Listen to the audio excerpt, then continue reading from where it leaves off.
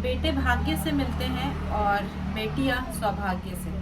ये स्टेटमेंट, ये लाइन आपने बहुत जगह सुनी होगी, हमें आपने सुना होगा, लेकिन क्या ये वाकई में हम फॉलो कर रहे हैं? क्या वाकई में हम सच में ये चीज़ मान रहे हैं? मुझे ऐसा बिल्कुल भी नहीं लगता है।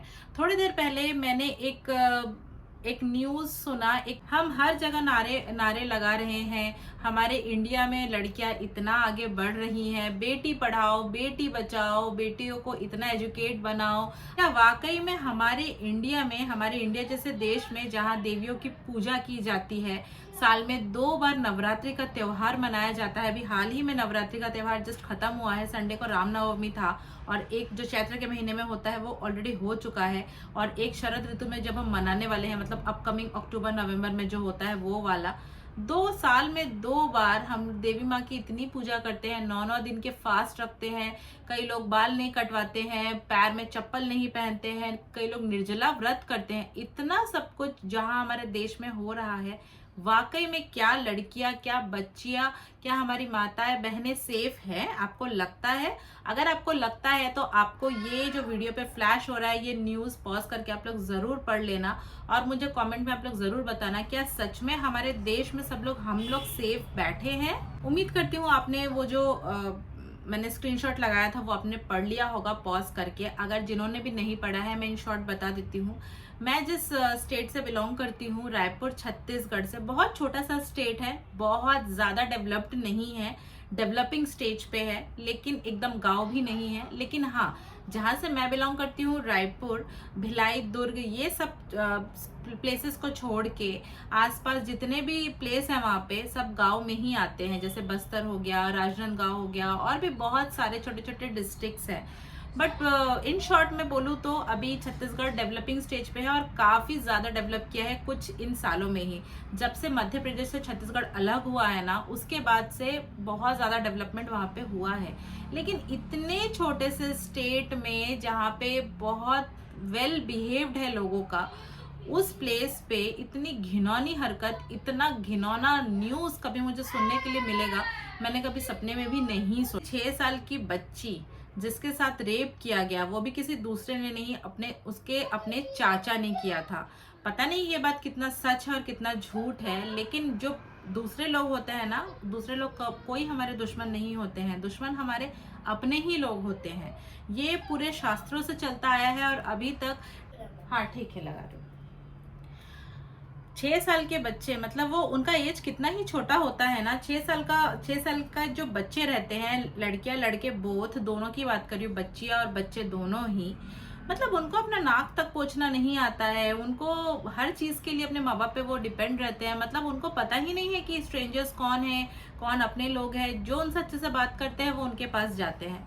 तो उस 6 साल की बच्ची के साथ, मतलब कोई सोच भी कैसे सकता है कि इतना बुरा काम। उसके बाद उस पर एसिड भी डाला गया, आपने पढ़ा ही होगा, मैंने पूरा स्क्रीनशॉट लगा लिया है। मैं ज्यादा डिस्कस नहीं करना चाहती हूँ ज्यादा, मतलब मुझे खुद ही, मतलब मेरे रोंगटे खड़े हो रहे हैं। मतलब मुझे समझ में नहीं आ रहा है कि मैं कैसे इस केस को डिस्कस करूं। और मतलब इतनी ज्यादा घिनौनी हरकत इतने छोटे शहर में कैसे इंसान करता है। उसके बाद उसकी लाश को, मतलब करने के बाद उसके बॉडी को किसी पड़ोसी की कार में छुपा दिया गया, मतलब अपने आप को बचाने के लिए। हालांकि जो न्यूज आया है, पुलिस ने उनको अरेस्ट किया है, बट उस माँ पे क्या बीत रहा है, उस बाप पे क्या बीत रहा है जो 6 साल की बच्ची की बॉडी का अंतिम संस्कार कर रहे होंगे। हम कहीं ना कहीं, मुझे तो ऐसा लग रहा है कि हम बिल्कुल भी सेफ नहीं है, अपने घरों में भी हम सेफ बिल्कुल भी नहीं है। तो मेरा इस वीडियो को बनाने का सिर्फ और सिर्फ एक ही मोटिव है, जो पेरेंट्स मेरा वीडियो देख रहे हैं इस वक्त, चाहे वो दुनिया के किसी भी कोने से देख रहे हो, इंडिया के किसी भी कोने से देख रहे हो, चाहे छत्तीसगढ़ से देख रहे हो, इस वीडियो को जितना हो सकता है आप लोग पहली चीज शेयर कीजिए, और जितना हो सकता है आप अवेयर रहिए कि हमको अपने बच्चों को किसी को भी नहीं सौंपना है, किसी को भी ब्लाइंड ट्रस्ट नहीं करना है, चाहे वो हमारा घर का अपना ही कोई फैमिली मेंबर क्यों ना हो। बहुत अच्छा एक कल्चर चल रहा है, सो कॉल्ड कल्चर, जहाँ पे पेरेंट्स अपने बच्चों को छोड़ के किसी मेड के हवाले बच्चों को कर देते हैं और घर में सो कॉल्ड सीसीटीवी कैमरा लगा देते हैं। सोचते हैं कि हम कैमरे में देख के हमारा बच्चा तो सेफ है, सामने जो भी कर रहा है हम देख पाएंगे, फिर सीधा फोन करेंगे। लेकिन आपको वो टाइम भी अभी का जो चल रहा है दौर, वो टाइम भी आपको नहीं मिलेगा कि जितने स्मार्ट आप है ना, उससे कहीं ज्यादा स्मार्ट क्रिमिनल होता है। ना हो ऐसा कभी किसी के साथ हो कि आप घर आए या फोन में कांटेक्ट करें या सो कॉल्ड पड़ोसियों को इन्फॉर्म करें, क्योंकि किसी को भी 90% लोग तो ऐसे होंगे जिनको कोई फर्क नहीं पड़ता होगा कि आपके घर पे क्या हो रहा है, आपके बच्चे के साथ क्या हो रहा है, मतलब कुछ भी। और बाकी जो 10% लोग बचते हैं, उसमें से भी 8% लोगों को तो सुन के मजा आएगा रिलेटिव्स को कि हाँ वो लापरवाह थी, इसीलिए उसके बच्चे के साथ ऐसा हो गया वैसा हो गया। न्यूज बनाएंगे, गॉसिप्स बनाएंगे, मिर्च मसाला डाल के उसको सर्व करेंगे।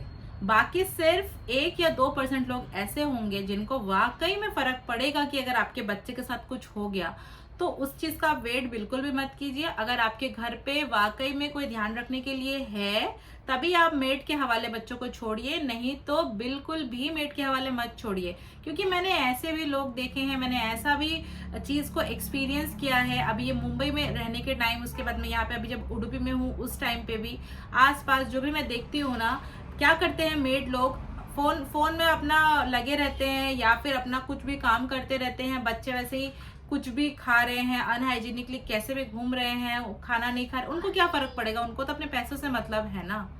तो एक बच्चों के लिए एक ऐसा एनवायरनमेंट क्रिएट मत कीजिए जहां हमको खुद गिल्ट फील करना पड़े कि हाँ हम अगर टाइम दे देते या अगर थोड़ी सी केयर कर लेते तो शायद हमारे बच्चे वहां पे सेफ होते। मैं बिल्कुल भी, मतलब कुछ लोग वीडियो देखते देखते ये प्रेडिक्शन अपने अभी माइंड में कर लिए होंगे कि मैं शायद working, both the parents working के खिलाफ हूँ। बिल्कुल भी ऐसा नहीं है। आजकल के जनरेशन में तो दोनों पेरेंट्स को वर्किंग होना ही चाहिए, और अगर वर्किंग नहीं भी है कुछ ना कुछ अपना करना ही चाहिए। मैं तो हमेशा से सपोर्ट करती हूँ क्योंकि मैं भी वो चीज़ प्रेफर कर रही हूँ, फॉलो कर रही हूँ। तो ये चीज़ बिल्कुल भी नहीं है। लेकिन हमको सेफ्टी, जब हम पुराने ज़माने में सेफ्टी बोलते थे ना, सेफ्टी वो सिर्फ उस वर्ड का मतलब सिर्फ सेफ्टी ही था। लेकिन अभी अगर हम सेफ्टी वर्ड को यूज़ कर रहे हैं ना, तो सेफ्टी इंटू 100 कर देंगे ना तो भी कम है हमारे बच्चों के लिए। इतनी गंदी गंदी वाहियात हरकतें आजकल के जनरेशन्स में हो रही है, उसके बाद हम एक दूसरे को दोष देते हैं कि ऐसा हो जाता वैसा हो जाता, व्हाटएवर। सरकार ने लिया एक्शन, सरकार ने नहीं लिया action, that is not the main issue.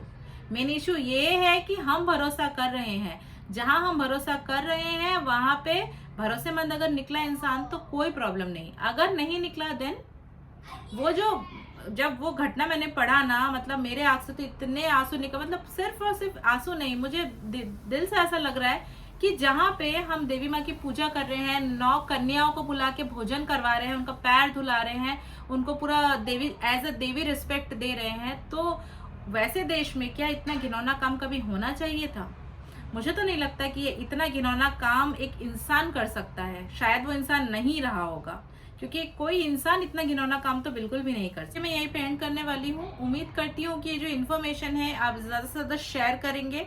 और जितने भी लोग अगर मेरा वीडियो देख रहे हैं, आप लोग से एक ही रिक्वेस्ट है, अगर आप छत्तीसगढ़ से इस वीडियो को देख रहे होंगे ना, भले ही पता होगा सबको न्यूज, लेकिन आप इसको आज के लिए स्टेटस में तो जरूर लगा सकते हैं ताकि ज्यादा से ज्यादा लोग अवेयर हो और कुछ ना कुछ अच्छे से स्ट्रिक्ट एक्शन हो। कमल विहार बहुत एक फेमस प्लेस है रायपुर का, वहां पे भी आए दिन लड़कियों की लाशें मिल रही है, लेकिन जिसका कोई ना न्यूज बन रहा है ना कोई पुलिस एक्शन ले रही है। तो इस वीडियो को जितना हो सकता है आप लोग शेयर कर दीजिए और अवेयर रहिए। मेरा वीडियो बनाने का सिर्फ एक ही मोटिव था कि आप अवेयर रहिए और अपने बच्चों को जितना हो सकता है सेफ रखिए। बाकी भगवान की मर्जी तो है ही, लेकिन किसी पे भी भरोसा मत कीजिए, क्योंकि आजकल के ज़माने में भरोसा इज इक्वल टू नथिंग। मतलब भरोसा इज इक्वल टू, वो क्या बोलते हैं ना, जीरो। जीरो हो चुका है उसका मतलब, जिसके आगे ना कोई नंबर है ना जिसके पीछे कोई नंबर है, मतलब ये हो चुका है।